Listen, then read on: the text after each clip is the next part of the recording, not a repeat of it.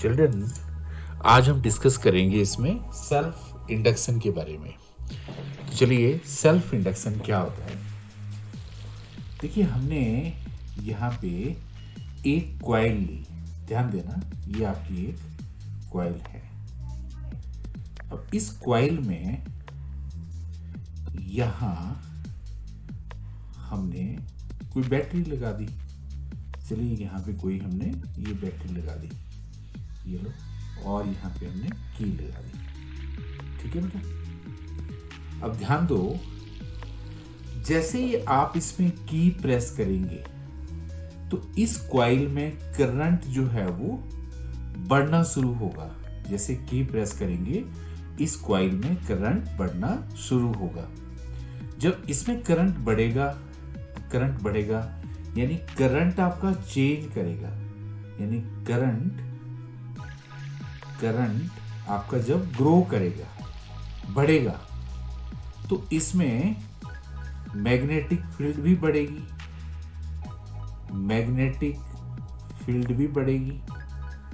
यानी strength of magnetic field भी बढ़ेगी जैसे करंट बढ़ेगा। अगर करंट ग्रो करेगा, मैग्नेटिक फील्ड भी बढ़ेगी, ग्रो करेगी, इंक्रीज करेगी। अब ध्यान दो, जब ये मैग्नेटिक फील्ड इंक्रीज करेगी तो फ्लक्स चेंज होगा, और अगर आपका फ्लक्स चेंज हुआ तो इसमें इंड्यूस्ड ईएमएफ प्रोड्यूस होगा। अगर फ्लक्स चेंज होगा by Faraday law, induced EMF इसमें प्रोड्यूस होगा। ध्यान दो, इसमें इंड्यूस्ड ईएमएफ प्रोड्यूस होगा। जैसे ही आपने इसको प्रेस किया, करंट ग्रो किया, मैग्नेटिक फील्ड इंक्रीज की, फ्लक्स चेंज हुआ, इंड्यूस्ड ईएमएफ प्रोड्यूस हुआ। The direction of induced EMF, जो इंड्यूस्ड ईएमएफ की डायरेक्शन है, डायरेक्शन ऑफ इंड्यूस्ड ईएमएफ कैसे होगी? is such that it opposes the growth of current in the circuit. It opposes the growth of current in the circuit. अब ध्यान दो, क्या हुआ यहाँ पे?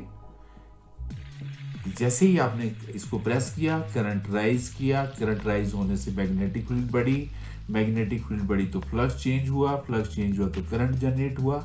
उस करंट की डायरेक्शन अकॉर्डिंग टू लेंजर्स लॉ, जो डायरेक्शन है लेंजर्स लॉ के हिसाब से, इसकी जो डायरेक्शन होगी वो इस तरह से होगी कि वो जो करंट यहां से जा रहा है बेटा, उसके अपोजिट होगा, ताकि वो बढ़ने से रुके, है ना, अपोज करा। यानी जो इसमें इंड्यूस्ड करंट प्रोड्यूस हुआ, the direction of that induced current is such that it opposes the growth, right.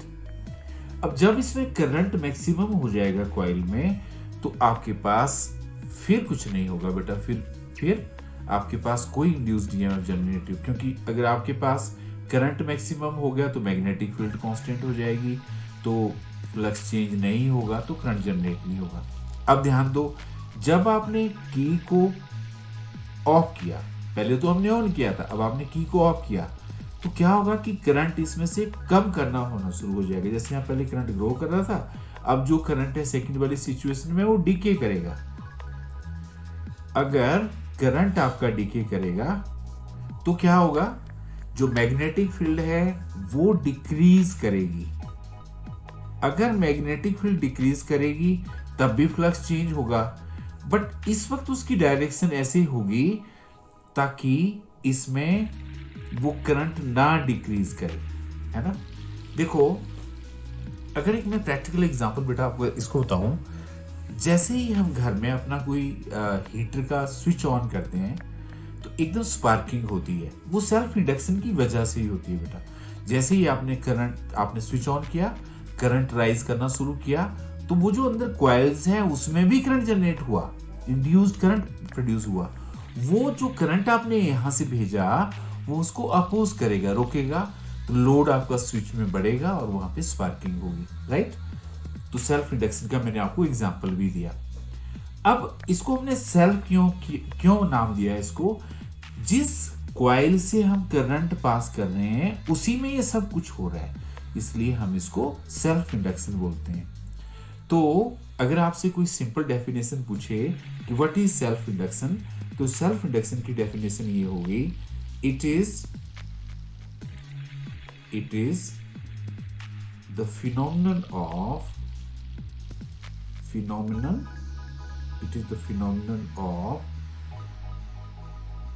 production of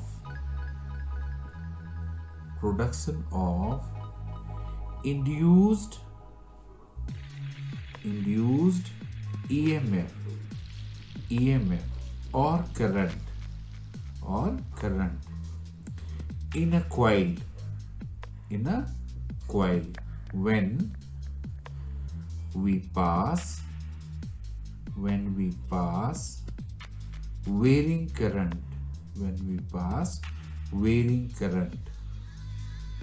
through the same coil,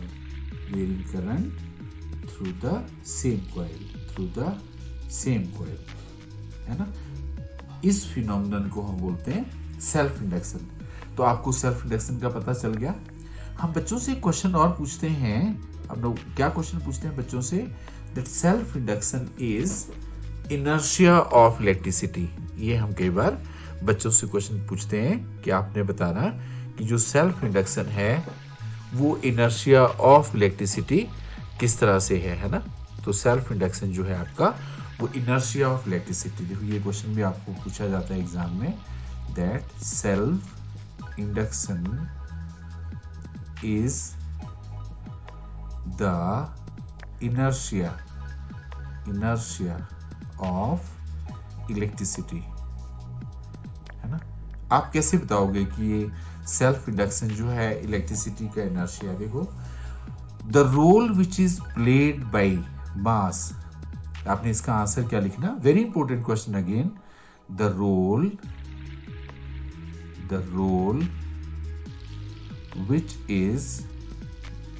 which is played by mass in mechanics. Same role is played by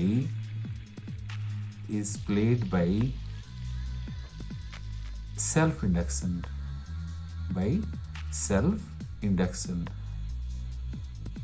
in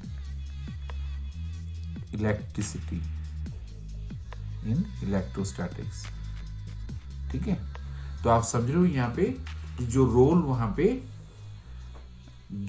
वहां पे आपका मास play कर रहा था, यहाँ पे electricity and magnetism में, in electricity, है ना। तो जो रोल वहां पे मास प्ले कर रहा था वही रोल यहाँ पे सेल्फ इंडक्शन कर रहा है, इसलिए हम इसको self induction is also called inertia of electricity. So it is clear. अब एक चीज और देखो, जो यहाँ पे फ्लक्स लिंक्ड है इस कॉइल के साथ, flux linked with this coil, है ना बेटा, इस कॉइल के साथ जो फ्लक्स लिंक्ड है that is directly proportional to current passing through the coil। जो आपने यहाँ से करंट पास किया उसी की तो डायरेक्टली प्रोपोर्शनल है, तो हमने यहाँ पे लिख दिया phi is equal to Li। अब ये जो यहाँ पे बेटा L आया, कांस्टेंट ऑफ प्रोपोर्शनैलिटी, इसको बोलते हैं हम coefficient of self induction. This is called coefficient of self induction. ठीक है। अच्छा, एक और चीज आपसे पूछे कि how will you define L, तो आपने लिखना if I is equal to 1, then L is equal to phi। कैसे? When unit current passes through this coil, then self induction is equal to flux linked with the coil। and इसका जो unit होता है बेटा that is Henry, इसका unit Henry होता है। तो देखो, अगर आप ऐसे लिखेंगे L इज इक्वल टू ये हो जाएगा आपका 5 डिवाइडेड बाई I।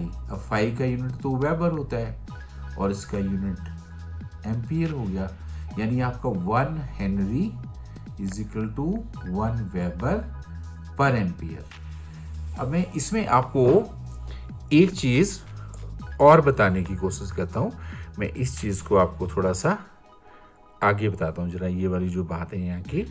देखो मैं आपसे बात कर रहा था, यहाँ पे हमारे पास यहाँ पे जो L है बेटा, यहाँ पे लिख देता हूं मैं।